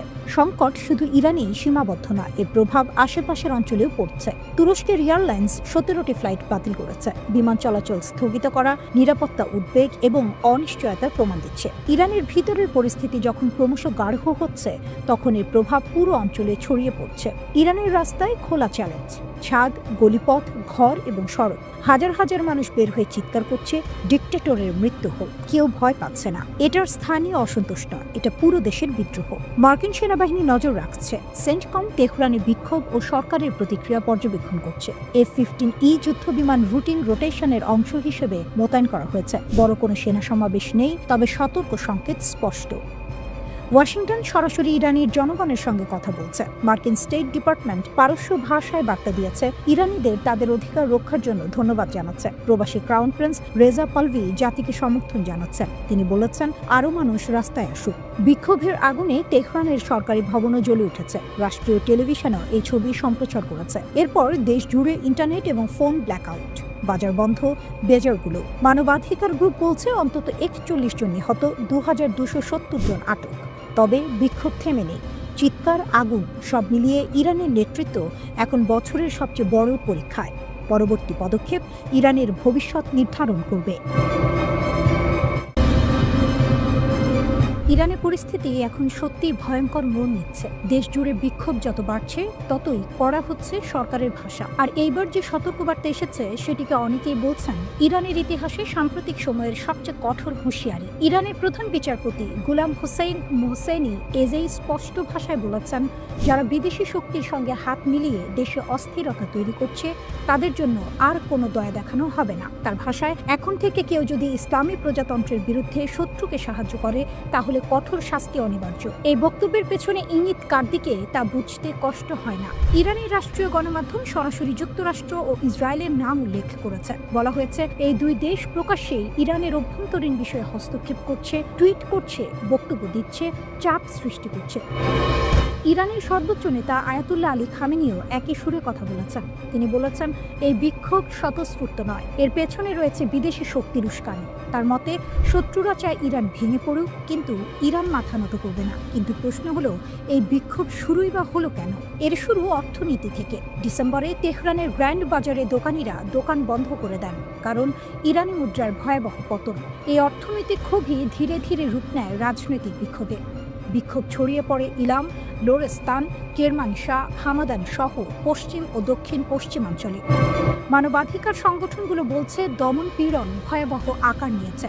একটি কুর্দি পর্যবেক্ষক গোষ্ঠীর দাবি, প্রথম 10 দিনেই গ্রেপ্তার হয়েছে 1,500-এর বেশি মানুষ। নিহতের সংখ্যা 35 ছাড়িয়েছে বলে দাবি করা হচ্ছে, যদিও সরকারিভাবে ইরান কোনো সংখ্যা জানায়নি। রাষ্ট্রীয় সংবাদ মাধ্যম অবশ্য বলছে, সহিংসতা হয়েছে। ব্যাংকে আগুন, দোকান লুট, পুলিশের সঙ্গে গুলির লড়াই, এসব ঘটনার কথা তারা তুলে ধরছে। মালিক শাহীতে জানাজার সময় সরকার বিরোধী স্লোগান দেওয়ার পর পরিস্থিতি নিয়ন্ত্রণের বাইরে চলে যায় বলে দাবি করা হয়েছে। এর মধ্যে আন্তর্জাতিক চাপ বাড়ছে। মার্কিন প্রেসিডেন্ট ডোনাল্ড ট্রাম্প প্রকাশ্যে বলেছেন, যদি ইরানি নিরাপত্তা বাহিনী বিক্ষোভকারীদের ওপর গুলি চালায় তাহলে যুক্তরাষ্ট্র হস্তক্ষেপ করতে পারে। এই বক্তব্য ইরানকে আরও ক্ষুব্ধ করেছে, কারণ 1 বছরেরও কম সময় আগে ইরানের পারমাণবিক স্থাপনায় যুক্তরাষ্ট্র ও ইসরায়েল হামলা চালিয়েছিল, যাকে ইরান এখনও জাতীয় অপমান হিসেবে দেখে। ইরানের বক্তব্য পরিষ্কার, তারা মনে করে যুক্তরাষ্ট্র ও ইসরায়েল যুগের পর যুগ ধরে ইরানের শত্রু। তাদের ভাষায় এই দুই শক্তি ইরানের বিজ্ঞানী, কমান্ডার, এমনকি শিশুদের মৃত্যুর জন্য দায়ী। অন্যদিকে মানবাধিকার সংস্থাগুলো সতর্ক করছে, হাসপাতাল থেকে আহত বিক্ষোভকারীদের গ্রেপ্তার করা হচ্ছে, যা আন্তর্জাতিক আইনের সরাসরি লঙ্ঘন। সব মিলিয়ে ইরান এখন এক ভয়ঙ্কর সন্ধিক্ষণে দাঁড়িয়ে। একদিকে চরম অর্থনৈতিক সংকট, অন্যদিকে বিদেশি হস্তক্ষেপের আশঙ্কা। তুরস্ক বনাম ইসরায়েল, আফ্রিকার নতুন খেলা। যখন সারা দুনিয়া ভেনেজুয়েলা, ইরান আর গ্রিনল্যান্ড নিয়ে ব্যস্ত, ঠিক তখনই আফ্রিকার এক কোণে শুরু হচ্ছে এক গুপ্ত কিন্তু অত্যন্ত গুরুত্বপূর্ণ সংঘাত। এই সংঘাতটি তুরস্ক এবং ইসরায়েলের। এটা শুধু অর্থনীতি বা কূটনীতি নয়, এটা সামরিক, গোয়েন্দা এবং শক্তির খেলা। জানুয়ারির 6 তারিখ তুরস্কের গোয়েন্দা প্রধান ইব্রাহিম কালিন ঘোষণা করলেন, পুরো আফ্রিকা এখন তুরস্কের কৌশলগত অগ্রাধিকার। এই ঘোষণা এসেছে ঠিক কয়েক সপ্তাহ পরে, যখন ইসরায়েল প্রথমবারের মতো সোমালিল্যান্ডকে স্বাধীন রাষ্ট্র হিসেবে স্বীকৃতি দিল। সোমালিল্যান্ড হলো এমন একটি অঞ্চল যা দশকের পর দশক ধরে স্বশাসিত, কিন্তু আনুষ্ঠানিকভাবে সোমালিয়ার অংশ। ইসরায়েলের লক্ষ্য এখানে সামরিক আধার তৈরি করা, যাতে তারা হুথি বাহিনীর হুমকি মোকাবিলা করতে পারে এবং লোহিত সাগরের নৌ পরিবহন রক্ষা করতে পারে। আর তুরস্ক, তারা আফ্রিকার হৃদয়ে নিজের প্রভাব বিস্তার করতে চাইছে, শক্তি, অর্থনীতি এবং কূটনীতিতে সামঞ্জস্য বজায় রেখে। তুরস্ক শুধু বাণিজ্যিকভাবে নয়, সামরিক ও গোয়েন্দা দিকেও সক্রিয়। তারা সরবরাহ করেছে বাইরাক্তার TB2 ড্রোন, প্রশিক্ষণ দিচ্ছে আফ্রিকার সামরিক বাহিনীর। লিবিয়া, সোমালিয়া, সুদান এসব জায়গায় তুরস্কের কার্যক্রম ইতিবাচক ফল দিচ্ছে। তুরস্কের বাণিজ্য আফ্রিকার সঙ্গে 2003 থেকে 8 গুণ বৃদ্ধি পেয়ে 2022 সালে $40.7 বিলিয়ন পৌঁছেছে। দূতাবাসের সংখ্যা বেড়েছে 12 থেকে 44। এটি শুধু অর্থনৈতিক প্রভাব নয়, সামরিক ও নিরাপত্তার প্রভাবও। ইসরায়েলের সোমালিল্যান্ড স্বীকৃতি তুরস্কের প্রভাবকে সরাসরি চ্যালেঞ্জ করছে। সোমালিয়া এই স্বীকৃতিকে অবৈধ ঘোষণা করেছে। তুরস্ক, মিশর এবং জিবুতি একসঙ্গে দাঁড়িয়ে ইসরায়েলের পদক্ষেপের বিরুদ্ধে কঠোর প্রতিবাদ জানিয়েছে। তুরস্ক আফ্রিকায় বিনিয়োগ করছে অবকাঠামো, মানবিক সহায়তা, সামরিক প্রশিক্ষণ এবং কূটনৈতিক সমর্থন দিয়ে। এটি শুধু সহমর্যাদা নয়, বরং দীর্ঘমেয়াদী কৌশলগত পরিকল্পনা। আফ্রিকায় শুরু হয়েছে নতুন গ্রেট গেম, সাহেল অঞ্চল, হর্ন অফ আফ্রিকা। এখানে তুরস্কের গোয়েন্দা কার্যক্রম, বিশেষ বাহিনী প্রশিক্ষণ এবং গোপন অভিযান বাড়ছে। ইসরায়েলের পদক্ষেপ তুরস্কের প্যান আফ্রিকান মডেলকে হুমকির মুখে ফেলেছে। এই সংঘাত ভবিষ্যতে শুধু হর্ন অফ আফ্রিকা নয়, পুরো আফ্রিকায় তুরস্ক এবং ইসরায়েলের প্রভাবকে প্রভাবিত করতে পারে। ভেনেজুয়েলা বা ইরান নিয়ে আমরা যতই আলোচনা করি, আফ্রিকা এখন গোপন সামরিক এবং কূটনৈতিক যুদ্ধক্ষেত্র হয়ে উঠেছে। তুরস্ক এবং ইসরায়েলের এই সংঘাত আগামী বছরগুলোতে নতুন মাত্রা যোগ করতে পারে। কে জিতবে আফ্রিকার এই নতুন খেলা?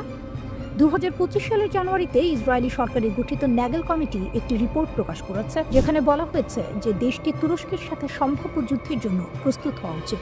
তখন ইসরায়েলের একটি সরকারি কমিটি জানিয়েছে, তুরস্কের অটোমান সাম্রাজ্যের প্রভাব পুনঃপ্রতিষ্ঠার প্রচেষ্টা অঞ্চলে উত্তেজনা সৃষ্টি করতে পারে। ইরানের সর্বোচ্চ ধর্মীয় নেতা আয়াতুল্লাহ আলী খামেনি যুক্তরাষ্ট্রের উদ্দেশ্যে দিয়েছেন কড়া ও স্পষ্ট বার্তা। তার বক্তব্যের পর স্বাভাবিকভাবেই বড় প্রশ্ন উঠে এসেছে, তাহলে কি ইরানের সামরিক বাহিনী ইতোমধ্যেই যুদ্ধের প্রস্তুতি নিয়ে ফেলেছে? একই সঙ্গে আরও একটি গুরুত্বপূর্ণ প্রশ্ন সামনে এসেছে, যুক্তরাষ্ট্র ও ইসরায়েলের পরবর্তী পদক্ষেপ আসলে কি হতে পারে? সম্প্রতি মার্কিন প্রেসিডেন্ট ডোনাল্ড ট্রাম্প ইরানকে ঘিরে একের পর এক কঠোর হুমকি দিয়েছেন। অনেকেই এখন জানতে চাইছেন, এসব হুমকি কি শুধু কথার মধ্যে সীমাবদ্ধ থাকবে, নাকি যুক্তরাষ্ট্র সত্যিই সেগুলো বাস্তবায়নের পথে হাঁটছে? তাহলে কি নতুন করে মধ্যপ্রাচ্যে বড় কোনো সংঘাত শুরু হতে যাচ্ছে? বর্তমান পরিস্থিতিতে ইরানের সরাসরি যুদ্ধ নয়, বরং দেশ জুড়ে সরকার বিরোধী বিক্ষোভ চলছে। এই বিক্ষোভকে কেন্দ্র করেই যুক্তরাষ্ট্র ও ইসরায়েল নতুন ষড়যন্ত্র করছে, এমন অভিযোগ উঠেছে তেহরান থেকে। মার্কিন প্রেসিডেন্ট ডোনাল্ড ট্রাম্প তার সাম্প্রতিক বক্তব্যে বলেছেন, ইরানের চলমান আন্দোলনে যদি সরকার সহিংসতা বা হত্যাযজ্ঞ চালায়, তাহলে যুক্তরাষ্ট্র সেখানে হস্তক্ষেপ করবে। কিন্তু প্রশ্ন হলো, এই হস্তক্ষেপ কিভাবে হবে? সামরিকভাবে নাকি অন্য কোনো উপায়? ইরানের গোয়েন্দা সংস্থাগুলোর দাবি, দেশটিতে অর্থনৈতিক মন্দা ও উচ্চ মূল্যস্ফীতিকে কেন্দ্র করে যে আন্দোলন চলছে তাতে সরাসরি উস্কানি দিচ্ছে যুক্তরাষ্ট্র ও ইসরায়েল। এই বিক্ষোভ ঘিরে ইতোমধ্যেই বেশ কয়েকজনকে আটক করা হয়েছে এবং হতাহতের খবরও পাওয়া গেছে। তবে এসব চাপের মধ্যেও যুক্তরাষ্ট্রের সামনে মাথা নত না করার ঘোষণা দিয়েছেন আয়াতুল্লাহ আলী খামেনি। খামেনির বার্তা ছিল একেবারে স্পষ্ট। তিনি বলেছেন, ইরান কখনোই শত্রুদের কাছে নতি স্বীকার করবে না। বিক্ষোভকারীদের সঙ্গে আলোচনায় বসতে তারা প্রস্তুত, কিন্তু যারা দেশ জুড়ে দাঙ্গা ও সহিংসতা চালাচ্ছে তাদের বিরুদ্ধে কঠোর ব্যবস্থা নেওয়া হবে। 3 জানুয়ারির এক প্রতিবেদনে এই বক্তব্যের কথা নিশ্চিত করেছে ব্রিটিশ বার্তা সংস্থা রয়টার্স। এর আগে ট্রাম্পের হুমকির প্রতিক্রিয়ায় খামেনির জ্যেষ্ঠ উপদেষ্টা রিয়ার অ্যাডমিরাল আলী শামখানি আরও কড়া ভাষায় সতর্কবার্তা দেন। তিনি বলেন, মিথ্যা অজুহাতে যদি কেউ ইরানের অভ্যন্তরীণ বিষয়ে হস্তক্ষেপ করে তাহলে হস্তক্ষেপকারীদের হাত কেটে নেওয়া হবে। তার ভাষায়, ইরানের জাতীয় নিরাপত্তা একটি রেড লাইন, কেউ সেটা অতিক্রম করলেই কঠোর জবাব দেওয়া হবে। এখন মূল প্রশ্ন, যুক্তরাষ্ট্র যদি সত্যি হামলা চালায় তাহলে ইরান কি ধরনের পাল্টা ব্যবস্থা নেবে? এই প্রশ্নের জবাব দিতে গিয়ে ইরানের পররাষ্ট্রমন্ত্রী আব্বাস আরাকচি জানিয়েছেন, ইসরায়েল ও যুক্তরাষ্ট্রের যে কোনো হুমকি মোকাবিলায় ইরানের সামরিক বাহিনী পুরোপুরি প্রস্তুত। তিনি বলেন, ইরানের জনগণ তাদের অভ্যন্তরীণ বিষয়ে যে কোনো বিদেশি হস্তক্ষেপ জোরালোভাবে প্রতিরোধ করবে। একই সঙ্গে তিনি স্পষ্ট করে দেন, ইরানের শক্তিশালী সশস্ত্র বাহিনী জানে কোথায় এবং কিভাবে প্রতিরোধ বলয় গড়ে তুলতে হয় যদি কেউ দেশের সার্বভৌমত্বে আঘাত হানে। এদিকে ইসরায়েলের প্রধানমন্ত্রী বেনিয়ামিন নেতানিয়াহু ইরানের বিরুদ্ধে নতুন করে সামরিক অভিযানের সুযোগ খুঁজছেন বলে অভিযোগ উঠেছে। ট্রাম্পের কাছে ইরান প্রসঙ্গে নালিশ জানিয়ে নেতানিয়াহু দাবি করেছেন, ইরান অত্যন্ত গোপনে তাদের ক্ষেপণাস্ত্র সক্ষমতা বাড়াচ্ছে। এসব ক্ষেপণাস্ত্রে নাকি রাসায়নিক পদার্থের মতো শক্তিশালী বিস্ফোরক ব্যবহারের সক্ষমতাও রয়েছে। নেতানিয়াহুর অভিযোগ, এসব ক্ষেপণাস্ত্র ভবিষ্যতে ইহুদিবাদী রাষ্ট্রের বিরুদ্ধে ব্যবহার করতে পারে তেহরান। এ কারণে ইরান জুড়ে নতুন করে হামলা চালানোর অনুমতি ট্রাম্পের কাছে চেয়েছেন তিনি। তবে এখনো পর্যন্ত এই নতুন আগ্রাসনের দিনক্ষণ চূড়ান্ত হয়নি। একজন মানুষকে গ্রেপ্তার করা আর একটা পুরো দেশ আক্রমণ করে সেই মানুষকে ধরে নিয়ে যাওয়া, এই দুয়ের মধ্যে আকাশ পাতাল পার্থক্য আছে। কিন্তু ডোনাল্ড ট্রাম্প ঠিক সেটাই করেছেন ভেনেজুয়েলার প্রেসিডেন্ট নিকোলাস মাদুরোর ক্ষেত্রে। আন্তর্জাতিক আইন অনুযায়ী এটি ভয়ঙ্কর একটি নজির। প্রশ্ন হচ্ছে, ট্রাম্প কি এখানেই থামবেন? মাদুরোকে অপহরণের মাত্র 2 দিনের মধ্যেই ট্রাম্পের বক্তব্যে ইঙ্গিত মিলছে তার সামনে হয়তো আরও একটি টার্গেট লিস্ট আছে। মানচিত্র খুলে দেখলে বোঝা যায় তার নজর মূলত লাতিন আমেরিকার দেশগুলোর দিকে। প্রথমেই আসে কলম্বিয়া, দক্ষিণ আমেরিকার 4র্থ বৃহত্তম দেশ, জনসংখ্যা প্রায় 5,20,00,000। দেশটি তেল, সোনা, রূপা ও তামার মতো গুরুত্বপূর্ণ প্রাকৃতিক সম্পদে ভরপুর। কলম্বিয়ার প্রেসিডেন্ট গুস্তাভো পেট্রো দেশটির প্রথম বামপন্থী প্রেসিডেন্ট। ট্রাম্প তাকে একেবারেই পছন্দ করেন না। ট্রাম্প সরাসরি অভিযোগ করেছেন, পেট্রো নাকি কোকেন উৎপাদন ও পাচারের সঙ্গে জড়িত। পরে ট্রাম্প পরিষ্কার করেন, তিনি কলম্বিয়ায় মার্কিন অপারেশন চালানোর সম্ভাবনা উড়িয়ে দিচ্ছেন না। কলম্বিয়া এতে ক্ষুব্ধ। প্রেসিডেন্ট পেট্রো বলেছেন, ট্রাম্প তার বিরুদ্ধে মিথ্যা অপবাদ দিচ্ছেন। পরিস্থিতি চরমে গেলে অস্ত্র হাতে নেওয়ার কথাও বলেছেন তিনি। অর্থাৎ একটি সরাসরি সামরিক সংঘাতের আশঙ্কা তৈরি হয়েছে। এরপর আসে কিউবা, ফিদেল কাস্ট্রোর দেশ, জনসংখ্যা প্রায় 1,10,00,000। কিউবা বহু দশক ধরে মার্কিন নিষেধাজ্ঞার মধ্যে রয়েছে। দেশটির বর্তমান প্রেসিডেন্ট মিগেল দিয়াজ কানেল। মজার বিষয় হলো, কিউবার কথা প্রথম বলেন মার্কিন পররাষ্ট্রমন্ত্রী মার্কো রুবিও। তিনি বলেন, কিউবা গুরুতর সমস্যায় পড়তে পারে। ট্রাম্পের প্রতিক্রিয়া ছিল ঠান্ডা কিন্তু ভয়ঙ্কর। তিনি বলেন, কিউবাকে আক্রমণ করতে হবে না, দেশটি এমনিতেই পড়ে যাবে। এই বক্তব্যও কিউবার জন্য উদ্বেগের কারণ। এরপর মেক্সিকো, যুক্তরাষ্ট্রের সরাসরি প্রতিবেশী, জনসংখ্যা প্রায় 13 কোটি। বর্তমান প্রেসিডেন্ট ক্লোদিয়া শেইনবাউম। ট্রাম্প আগেই মেক্সিকোর উপর বড় অঙ্কের শুল্ক বসিয়েছেন। এবার তিনি মেক্সিকোয় সেনা পাঠানোর কথা বলছেন মাদক কার্টেলের বিরুদ্ধে লড়াইয়ের নামে। ট্রাম্প দাবি করেন, মেক্সিকোতে কার্টেল এত শক্তিশালী যে সরকার নিয়ন্ত্রণে নেই। তিনি বারবার বলেছেন, মেক্সিকো চাইলে যুক্তরাষ্ট্র সাহায্য করতে পারে সেনা পাঠিয়ে। যদিও সরাসরি হামলার হুমকি নেই, তবুও এটা এক ধরনের চাপের কৌশল। লাতিন আমেরিকার বাইরে একেবারে আলাদা জায়গায় রয়েছে গ্রিনল্যান্ড। এটি ডেনমার্কের অংশ হলেও স্বায়ত্তশাসিত অঞ্চল। তেল, গ্যাস, রেয়ার আর্থ মিনারেল আর আর্কটিক অঞ্চলের কৌশলগত অবস্থানের কারণে ট্রাম্প দীর্ঘদিন ধরেই গ্রিনল্যান্ডে আগ্রহী। তিনি স্পষ্ট বলেছেন, যুক্তরাষ্ট্রের জাতীয় নিরাপত্তার জন্য গ্রিনল্যান্ড দরকার। কিন্তু সমস্যা হলো, ডেনমার্ক ন্যাটো সদস্য, যুক্তরাষ্ট্রও তাই। যদি যুক্তরাষ্ট্র গ্রিনল্যান্ডে হামলা চালায় তাহলে ন্যাটোর আর্টিকেল 5 অনুযায়ী সেটি হবে এক সদস্যের ওপর আরেক সদস্যের আক্রমণ। এর মানে ন্যাটোর ভবিষ্যতে প্রশ্নের মুখে পড়বে। ইরানও আছে যুক্তরাষ্ট্রের তালিকায়। যুক্তরাষ্ট্র ভেনেজুয়েলার প্রেসিডেন্ট নিকোলা মাদুরোকে অপহরণের ঘোষণা দেওয়ার কয়েক ঘন্টার মধ্যেই ইসরায়েলি রাজনীতিক ইয়ার লাপিদ ইরানের প্রতি হুমকির সুরে কথা বলেছেন। তিনি বলেছেন, ইরানি শাসক গোষ্ঠীর উচিত ভেনেজুয়েলায় কি ঘটছে সেদিকে গভীরভাবে নজর রাখা। যুক্তরাষ্ট্রের প্রেসিডেন্ট ডোনাল্ড ট্রাম্প ও ইসরায়েলের প্রধানমন্ত্রী বেনিয়ামিন নেতানিয়াহুর বৈঠকের এক সপ্তাহের কম সময়ের মধ্যে মাদুরোকে জোর করে ক্ষমতা থেকে সরিয়ে দেওয়ার ঘটনা ঘটেছে। ওই বৈঠকে ট্রাম্প ইরানের বিরুদ্ধে নতুন করে হামলা চালানোর হুমকিও দেন। ভেনেজুয়েলার প্রেসিডেন্ট নিকোলাস মাদুরোকে আটক শুধু আঞ্চলিক সংকট নয়, এটি এখন বিশ্বব্যাপী কূটনৈতিক দ্বন্দ্বের সূচনা করেছে। আমেরিকার সেনারা যখন মাদুরোকে আটক করল, চীন হঠাৎ থেমে থাকার রোষ প্রকাশ করল। 2 দশক ধরে লাতিন আমেরিকায় বিনিয়োগ, ঋণ, তেল চুক্তি, কৌশলগত অবস্থান সবই চীনের হাত থেকে ছিনিয়ে যাওয়ার ঝুঁকিতে। পাশাপাশি চীন সরাসরি আমেরিকাকে হুঁশিয়ারি দিল, মাদুরো এবং তার স্ত্রী সেলিয়া ফ্লোরেসকে অবিলম্বে মুক্তি দিতে হবে। ভেনেজুয়েলার সরকারকে উৎখাত করার প্রচেষ্টা বন্ধ করতে হবে। সব সমস্যার সমাধান কূটনৈতিক আলোচনার মাধ্যমে করতে হবে। চীন বলল, এই ঘটনা গভীরভাবে উদ্বেগজনক। চীনের পররাষ্ট্র মন্ত্রণালয় স্পষ্টভাবে জানিয়েছে, যুক্তরাষ্ট্রের এই কাজ আন্তর্জাতিক আইন লঙ্ঘন করেছে। মাদুরো এবং তার স্ত্রীর নিরাপত্তা নিশ্চিত করা, অবিলম্বে মুক্তি দেয়া, ভেনেজুয়েলার সরকারকে বেদখল না করার জন্য চাপ দেয়া এবং সব সমস্যার সমাধান কূটনৈতিক আলোচনার মাধ্যমে করার আহ্বান জানানো হয়েছে। কিন্তু চীনের সবচেয়ে বড় উদ্বেগ কেবল কূটনীতি নয়, অর্থ, তেল, প্রভাব সবই জড়িত। গত 2 দশকে চীন ভেনেজুয়েলায় ঢেলেছে $100 বিলিয়ন বেশি ঋণ, অবকাঠামো, শক্তি প্রকল্প, মহাকাশ সহযোগিতা, কৌশলগত বিনিয়োগ সবকিছু। ভেনেজুয়েলার কাছে চীনের ঋণের পরিমাণ প্রায় $15.6 বিলিয়ন। বিনিয়োগের মাধ্যমে চীন লাতিন আমেরিকায় প্রভাব বিস্তার করছিল। ভেনেজুয়েলা হয়ে উঠেছিল চীনের জন্য গুরুত্বপূর্ণ দ্বার। ডোনাল্ড ট্রাম্প ক্ষমতায় আসার আগে হুগো সাভেজের অধীনে ভেনেজুয়েলা চীনের দরজা খুলেছিল, আর এখন মাদুরোকে আটক করার মুহূর্তে তিনি চীনের লাতিন আমেরিকার বিশেষ প্রতিনিধি কুশির সঙ্গে বৈঠক করেছিলেন। চীনের প্রেসিডেন্ট শি জিনপিং গত বছর $9.2 বিলিয়ন ক্রেডিট লাইন ঘোষণা করেছিলেন লাতিন আমেরিকা ও ক্যারিবিয়ান অঞ্চলের জন্য। ভেনেজুয়েলার মূল সম্পদ হল তেল। বিশ্বের অন্যতম বড় তেল রিজার্ভ এখানে রয়েছে। দৈনিক প্রায় 1 মিলিয়ন ব্যারেল উৎপাদন হয়, যার বেশিরভাগই চীনের কাছে যায়। মাদুরোর আটক শুধু লাতিন আমেরিকার সংকট নয়, এটি এখন বৈশ্বিক শক্তিদ্বন্দ্ব।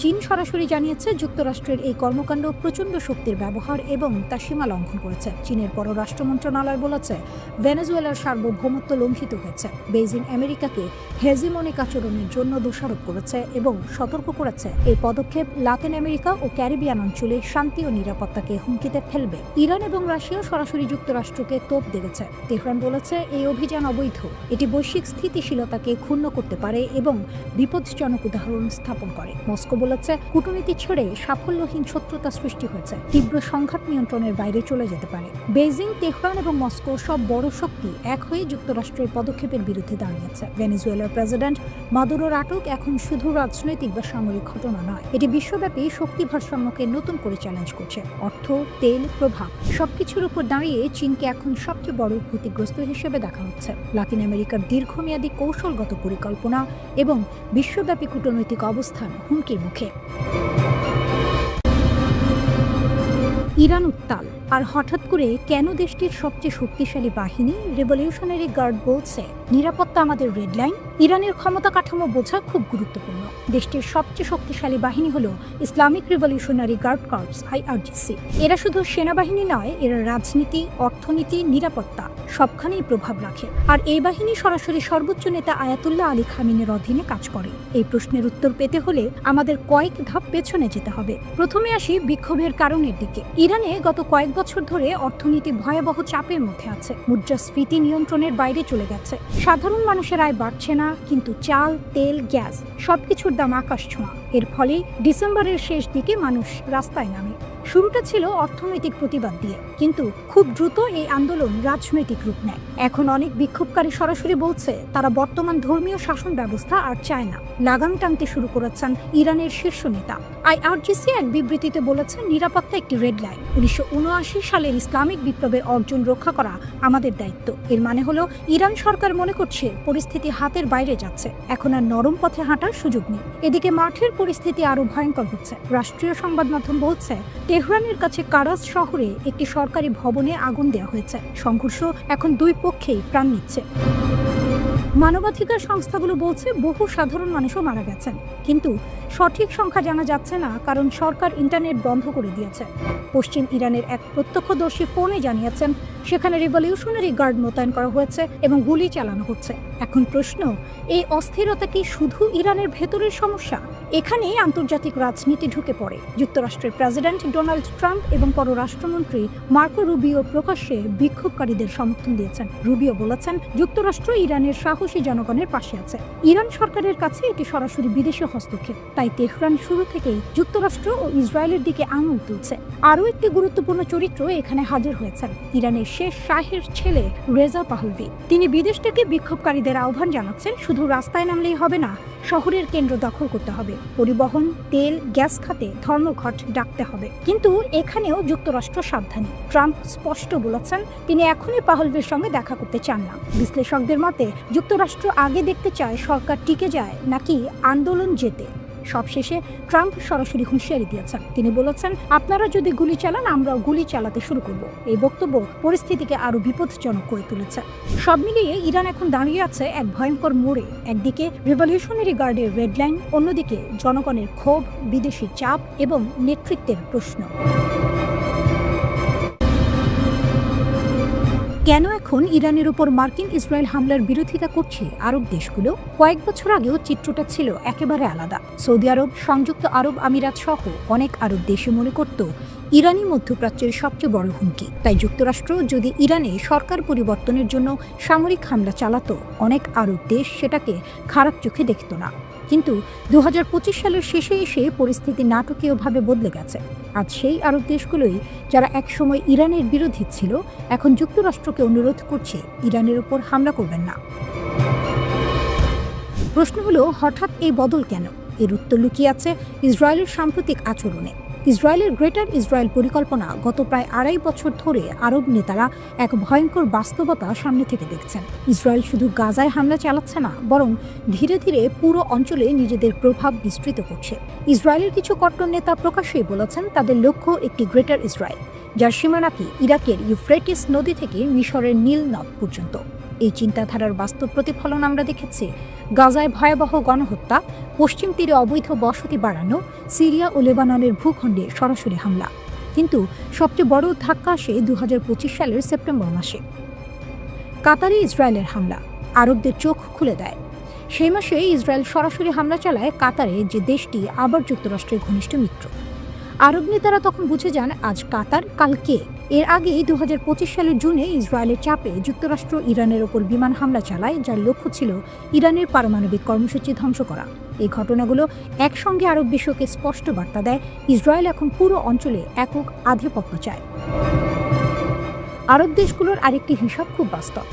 ইরান এমনিতেই দুর্বল হয়ে পড়েছে, কঠোর নিষেধাজ্ঞায় অর্থনীতি নড়বড়ে, মার্কিন ইসরায়েল হামলায় সামরিক সক্ষমতা ক্ষতিগ্রস্ত, সিরিয়ায় আসাদ সরকারের পতন, হিজবুল্লাহ মারাত্মক চাপে।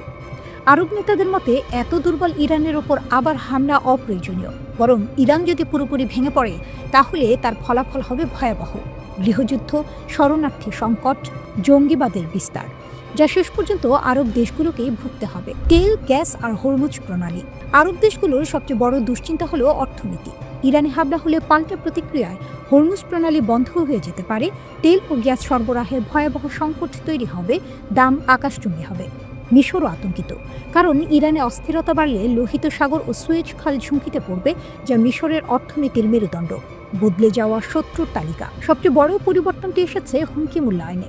একসময় সৌদি আরবের প্রধান শত্রু ছিল ইরান, কাতারের শত্রু ছিল সৌদি, মিশরের চোখে কাতার ছিল অস্থিরতার উৎস। আজ সেই সমীকরণ ভেঙে গেছে। আজ অধিকাংশ আরব দেশের চোখে সবচেয়ে বড় হুমকি ইসরায়েল, কারণ সীমান্ত মানে না, আন্তর্জাতিক আইন মানে না, প্রকাশ্যে ভূখণ্ড দখলের কথা বলে। আরব নেতারা ভয় পাচ্ছেন ইসরায়েল হয়তো ইতোমধ্যেই গ্রেটার ইসরায়েলের পথে। ইসরায়েলের লাগামহীন আগ্রাসন আর মার্কিন সমর্থন আজ এমন এক পরিস্থিতি তৈরি করেছে যেখানে বিভক্ত আরব বিশ্বও একটি বিষয়ে একমত হচ্ছে, এই আগুন আর বাড়ানো যাবে না।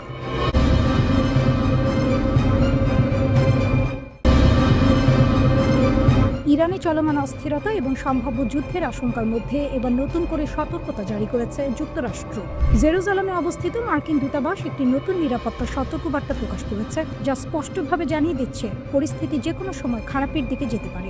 মার্কিন নাগরিকদের বলা হয়েছে তারা যেন তাদের ভ্রমণ পরিকল্পনা নতুন করে পর্যালোচনা করেন এবং হঠাৎ কোনো জরুরি পরিস্থিতির জন্য প্রস্তুত থাকেন। দূতাবাস বলছে এই সতর্কতার পেছনে রয়েছে চলমান আঞ্চলিক উত্তেজনা। যার সঙ্গে এখন সরাসরি যুক্ত হয়ে গেছে ইরানের দেশ জুড়ে চলা বিক্ষোভ এবং যুক্তরাষ্ট্র ও ইসরায়েলের বিরুদ্ধে তেহরানের ক্রমবর্ধমান হুমকি। ইরান এই মুহূর্তে কয়েক দশকের মধ্যে সবচেয়ে অস্থির সময় পার করছে। দেশ জুড়ে বিক্ষোভ, দ্রুত বিচার, কড়া নিরাপত্তা ব্যবস্থা এবং প্রতিশোধের হুঁশিয়ারি, সব মিলিয়ে পরিস্থিতি ভয়ঙ্কর রূপ নিচ্ছে। ইরানের নেতারা স্পষ্ট করে বলেছেন, যুক্তরাষ্ট্র বা ইসরায়েল যদি হস্তক্ষেপ করে তাহলে তার ফল ভোগ করতে হবে। এই বক্তব্যই পুরো অঞ্চল জুড়ে বড় সংঘাতের আশঙ্কা আরও বাড়িয়ে তুলেছে। এই প্রেক্ষাপটে ইসরায়েলে থাকা মার্কিন নাগরিকদের ব্যক্তিগত নিরাপত্তা বাড়ানোর আহ্বান জানিয়েছে দূতাবাস। সবাইকে বলা হয়েছে সতর্ক থাকতে হবে, সরকারি নির্দেশনা নিয়মিত অনুসরণ করতে হবে এবং পরিস্থিতি দ্রুত খারাপ হলে সঙ্গে সঙ্গে পদক্ষেপ নেওয়ার জন্য মানসিকভাবে প্রস্তুত থাকতে হবে। মার্কিন নাগরিকদের স্টেপ বা স্মার্ট ট্রাভেলার এনরোলমেন্ট প্রোগ্রামে নাম লেখানোর পরামর্শ দেওয়া হয়েছে, যাতে জরুরি অবস্থায় দ্রুত যোগাযোগ করা যায়। পাশাপাশি পাসপোর্ট যেন হালনাগাদ থাকে সেই বিষয়েও গুরুত্ব দেওয়া হয়েছে, কারণ হঠাৎ করেই দেশ ছাড়ার প্রয়োজন হতে পারে। এর আগেই মার্কিন পররাষ্ট্র দপ্তর আরও কঠোর একটি সতর্কতা জারি করেছে। ইরানে থাকা সব মার্কিন নাগরিককে অবিলম্বে দেশ ছাড়তে বলা হয়েছে। ভাষাটি ছিল খুবই কঠিন এবং সরাসরি। বলা হয়েছে, কোনো ধরনের সাহায্য, সুরক্ষা বা উদ্ধার অভিযান আশা করা যাবে না। অর্থাৎ যদি কেউ সমস্যায় পড়ে, যুক্তরাষ্ট্র কিছুই করতে পারবে না। এখনই ইরান ছাড়েও, এই বার্তায় কার্যত পৌঁছে দেওয়া হয়েছে মার্কিন নাগরিকদের কাছে। ইরানে চলমান বিক্ষোভ ইতিমধ্যেই ভয়াবহ রূপ নিয়েছে। পুলিশের সঙ্গে সংঘর্ষে বহু মানুষ নিহত হয়েছে। সরকার ব্যাপক ধরপাকড় শুরু করেছে। দেশের বড় অংশে ইন্টারনেট ও মোবাইল নেটওয়ার্ক বন্ধ করে দেওয়া হয়েছে। সরকারের দাবি, এসব বিক্ষোভ বিদেশি শক্তির উস্কানিতে হচ্ছে। মার্কিন ভার্চুয়াল দূতাবাস জানিয়েছে, এমনকি শুধু আমেরিকান পাসপোর্ট বহন করাও গ্রেপ্তারের কারণ হতে পারে। দ্বৈত নাগরিকদের বলা হয়েছে তারা যেন শুধু ইরানি পাসপোর্ট ব্যবহার করে দেশ ছাড়েন। যারা দেশ ছাড়তে পারছেন না তাদের নিরাপদ জায়গায় আশ্রয় নেওয়া এবং খাবার, পানি, ঔষধ মজুত রাখার পরামর্শ দেওয়া হয়েছে। এই সংকটের পেছনে রয়েছে যুক্তরাষ্ট্র, ইসরায়েল ও ইরানের মধ্যে দীর্ঘদিনের উত্তেজনা। গত গ্রীষ্মে ইরানের পারমাণবিক স্থাপনায় যুক্তরাষ্ট্র ও ইসরায়েলের হামলার পর থেকেই পরিস্থিতি আরও খারাপ হয়েছে। প্রেসিডেন্ট ডোনাল্ড ট্রাম্প দাবি করেছেন, ইরানকে পারমাণবিক অস্ত্র তৈরি থেকে আটকাতেই এই হামলা করা হয়েছে, যা ইরান অস্বীকার করছে। হোয়াইট হাউস জানিয়েছে, ট্রাম্প সব বিকল্প খোলা রেখেছেন।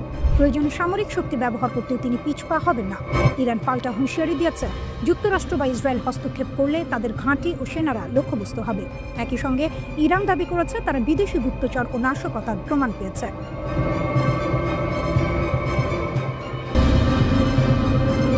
ইরান প্রকাশ্যে বলে দিচ্ছে, আমাদের দিকে তাকানোর চোখটাই উপড়ে ফেলব।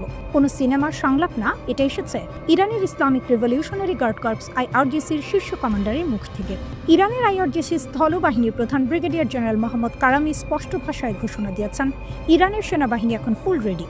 কেউ যদি ভুল করে ইরানের ওপর হামলার চিন্তা করে তাহলে তার জবাব হবে দ্রুত, কঠোর এবং চূড়ান্ত। কারামি বলেন, ইরানের সশস্ত্র বাহিনীগুলোর মধ্যে সমন্বয় এখন সর্বোচ্চ পর্যায়ে। স্থল, আকাশ, সাইবার সব দিকেই প্রস্তুতি চলছে। প্রতিদিন নতুন সক্ষমতা তৈরি করা হচ্ছে, যেন নতুন ধরনের হুমকি এলেই সঙ্গে সঙ্গে মোকাবিলা করা যায়। কিন্তু এখানে একটি গুরুত্বপূর্ণ শব্দ আছে, হাইব্রিড ওয়ার। কারামির দাবি অনুযায়ী ইরান এখন শুধু সামরিক যুদ্ধের মুখে নয়, তারা লড়ছে একসাথে অনেকগুলো ফ্রন্টে।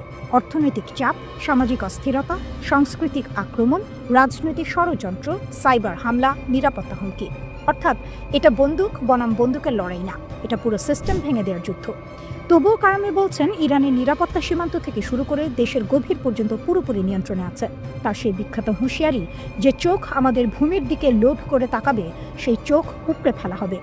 এদিকে শুধু স্থলবাহিনী নয়, আকাশ থেকে হুঁশিয়ারি এসেছে।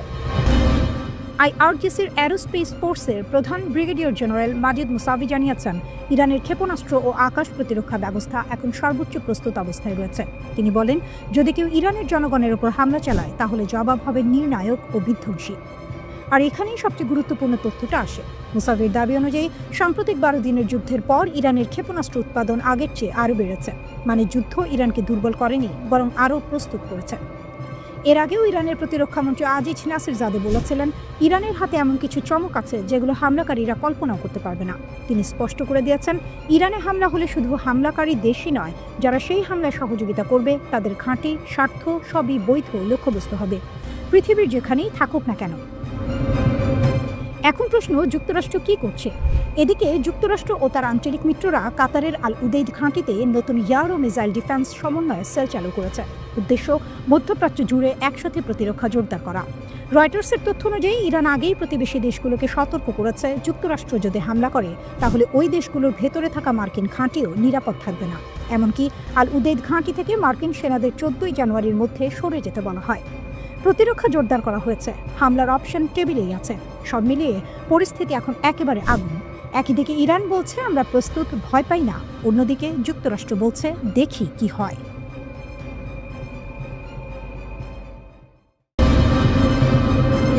মধ্যপ্রাচ্য এখন এমন একটি অবস্থানে দাঁড়িয়ে আছে যেখানে একটি ছোট আঘাতও ভয়াবহ বিস্ফোরণে রূপ নিতে পারে। পরিস্থিতিটা অনেকটা এমন একটা আগ্নেয়গিরি যেটা ভেতরে ভেতরে ফুটছে, শুধু ফেটে পড়ার অপেক্ষা। এই প্রেক্ষাপটে যদি ইরানে কোনো সামরিক হামলা হয় তাহলে সেটাকে শুধু একটি দেশের উপর আক্রমণ হিসেবে দেখা যাবে না। ইরানে হামলা মানে পুরো মধ্যপ্রাচ্যে যুদ্ধের অ্যালার্ম বেজে ওঠা। ইরান এই ব্যাপারে একদম পরিষ্কার অবস্থান নিয়েছে। দেশটির শীর্ষ নেতারা বারবার বলেছেন সীমা পেরোলে পাল্টা জবাব আসবে, আর সেটা হবে বহুমুখী ও বিধ্বংসী। ইরানের পার্লামেন্ট স্পিকার মোহাম্মদ বাকির কালিবাফ সরাসরি যুক্তরাষ্ট্রকে উদ্দেশ্য করে এই হুঁশিয়ারি দিয়েছেন। এমন এক সময় এই বক্তব্য এলো যখন ইরানের ভেতরে সরকার বিরোধী বিক্ষোভ চলছে এবং বাইরের চাপও বাড়ছে। কালিবাফ বলেন, আমেরিকা যদি ইরানে নতুন করে সামরিক হামলার পথ বেছে নেয় তাহলে শুধু ইসরায়েল নয়, মধ্যপ্রাচ্যে থাকা মার্কিন সামরিক ঘাঁটি ও নৌ পরিবহন কেন্দ্রগুলো ইরানের বৈধ লক্ষ্যবস্তুতে পরিণত হবে। এটা খুবই গুরুত্বপূর্ণ একটি বক্তব্য, কারণ এখানে তিনি শুধু ইসরায়েলের কথা বলেননি, তিনি ইঙ্গিত দিয়েছেন কাতার, সৌদি আরব, কুয়েত ও বাহরাইনে থাকা মার্কিন সামরিক ঘাঁটিগুলোর দিকে। এই দেশগুলো দীর্ঘদিন ধরেই যুক্তরাষ্ট্রের ঘনিষ্ঠ মিত্র। এখান থেকেই মধ্যপ্রাচ্যে অনেক মার্কিন সামরিক অভিযান পরিচালিত হয়। ইরানের বক্তব্য খুব স্পষ্ট, যদি এই ঘাঁটিগুলো ব্যবহার করে ইরানে হামলা চালানো হয় তাহলে সেগুলোকেও আঘাতের আওতায় আনা হবে। এখন প্রশ্ন হলো, ইরান কি সত্যি এটা করতে পারবে? বিশেষজ্ঞদের মতে ইরানের সামরিক সক্ষমতা হালকাভাবে নেওয়ার সুযোগ নেই। ইরানের হাতে রয়েছে উন্নত ব্যালিস্টিক ক্ষেপণাস্ত্র, দীর্ঘপাল্লার ড্রোন প্রযুক্তি এবং সবচেয়ে বড় কথা, পুরো মধ্যপ্রাচ্য জুড়ে তাদের আঞ্চলিক মিত্রদের শক্ত নেটওয়ার্ক।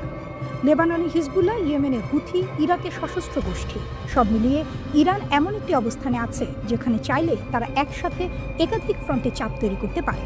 এ কারণেই সামরিক বিশ্লেষকরা বলছেন ইরানে হামলা হলে সেটা কখনোই সীমিত থাকবে না, সংঘাত ছড়িয়ে পড়বে পুরো অঞ্চলে। তেলের বাজার অস্থির হবে, নৌপথে ঝুঁকির মুখে পড়বে এবং বিশ্ব অর্থনীতিতেও বড় প্রভাব পড়তে পারে। তবে এখানে একটি গুরুত্বপূর্ণ বিষয় আছে, ইরান যে এত কড়া ভাষায় হুঁশিয়ারি দিচ্ছে তা যুদ্ধ শুরু করার জন্য নয়, বরং যুদ্ধ ঠেকানোর কৌশল হিসেবেই দেখছেন অনেক বিশ্লেষক। ইরানের দৃষ্টিতে যুক্তরাষ্ট্র ও ইসরায়েল তাদের নিরাপত্তার সবচেয়ে বড় হুমকি, কারণ মধ্যপ্রাচ্যের বিভিন্ন দেশে থাকা মার্কিন ঘাঁটি ও নৌবহর ব্যবহার করেই ইরানের বিরুদ্ধে হামলা চালানো হতে পারে। তাই ইরান আগেই পরিষ্কার করে দিচ্ছে, আমাদের ভূখণ্ডে আঘাত এলে সেই হামলার উৎস ও সহযোগী সবাই বৈধ লক্ষ্য হবে। এর পেছনে আরেকটি রাজনৈতিক হিসাবও আছে। দেশের ভেতরে বিক্ষোভ ও চাপের সময় বাইরের হুমকি সামনে এনে জাতীয় সংহতি জোরদার করা, এটা বহু রাষ্ট্রই করে থাকে। ইরানের ক্ষেত্রেও বিষয়টি ব্যতিক্রম নয় বলে মনে করছেন বিশ্লেষকরা। সব মিলিয়ে বলা যায় মধ্যপ্রাচ্য এখন চরম উত্তেজনার এক বিপজ্জনক মোড়ে দাঁড়িয়ে। একটি ভুল সিদ্ধান্ত, একটি অপ্রয়োজনীয় আঘাত, আর তাতেই গোটা অঞ্চল ঢুকে যেতে পারে এমন এক সংঘাতে যার আগুন ছড়িয়ে পড়বে অনেক দূর পর্যন্ত। এই আগ্নেয়গিরি কি ফাটবে, নাকি শেষ মুহূর্তে কেউ ব্রেক টানবে?